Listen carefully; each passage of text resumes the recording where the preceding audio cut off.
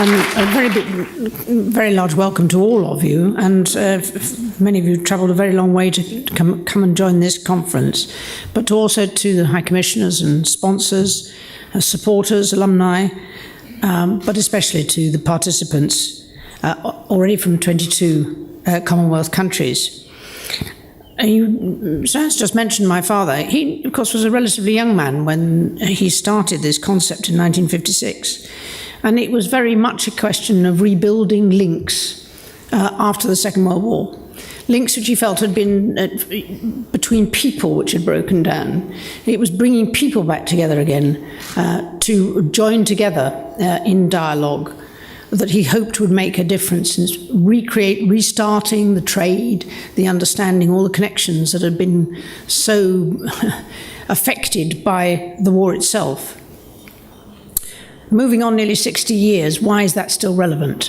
Well, I'm a lot older than he was when he started the Commonwealth Studies conferences. I have been around a bit, and I think I've seen quite a lot of the work that many of the alumni have been involved in over the years, perhaps not always aware of just where their background and maybe inspiration has come from.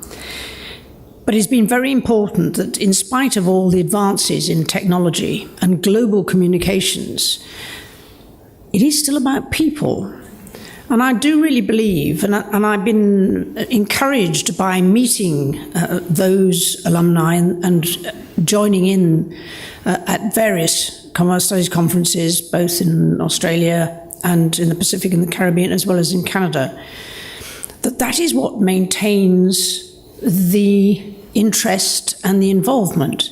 Is that understanding that all alumni have gained something very special through being with people across a very wide spectrum of backgrounds and businesses, charities and government levels of government work. That's a huge encouragement to me. Certainly in my travels, I think that the emphasis is always on the contribution that people make. I was struck today, and it's a bit of a digression, but I was struck today by the brand new oncology unit in Worcestershire. Absolutely state-of-the-art equipment, state-of-the-art information system. It all talks to each other. But to plan it, to make it work, they've had real difficulty in finding enough people who can really make it work, who really understand the potential of what they have in their hands. And it doesn't really matter how clever we get as humans, we do have to understand how to make use of that. And every time we move on in technology terms, we still need people to understand how to make it work. Not just that it does, but how to make it work. And you're being challenged very much to try and tackle that in how smart as a city, how smart can we truly be using all the tools at our command. And they will be different for different groups of people. But hopefully the combination of individuals and backgrounds will make it, if not certain, more likely, and we'll all come up with a better answer in the future.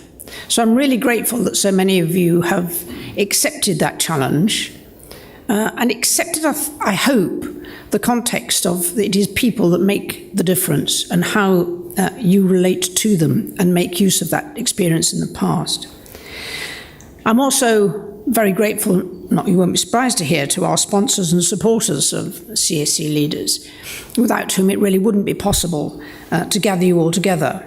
And particularly important are a large number of bursary places that are now available, which I hope will ensure that participants from across the 6 continents and the 53 countries of the Commonwealth, from business, from government, and from civil society, can be represented regardless of where they come from and their financial situation. The experience and the learning from the London study tours will, of course, continue.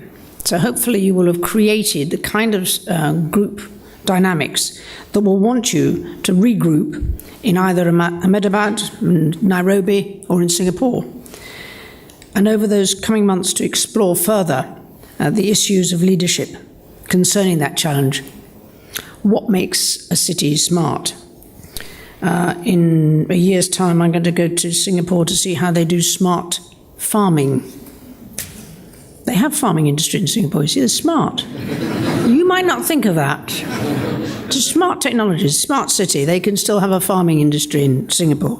So there's lots of scope here, and I hope you will find that the groups that you're in, the places you go to, the people you meet, will inspire that kind of debate and dialogue. That if you don't need to agree because you're not making a decision, but will actually help to for you in your decision-making programs, wherever that might be. Duke of Edinburgh said 59 years ago, use this week wisely to look and to listen and to learn, in the hope that the process will help you to improve the quality of your decision-making. In my past visits and with joining groups and in the final dialogues, I'm convinced that that is still very much true. So I'm very much looking forward to joining some of your groups and seeing you at the end of the week. I will be in the background. You're the ones asking the questions. Please enjoy the week, but thank you for joining us.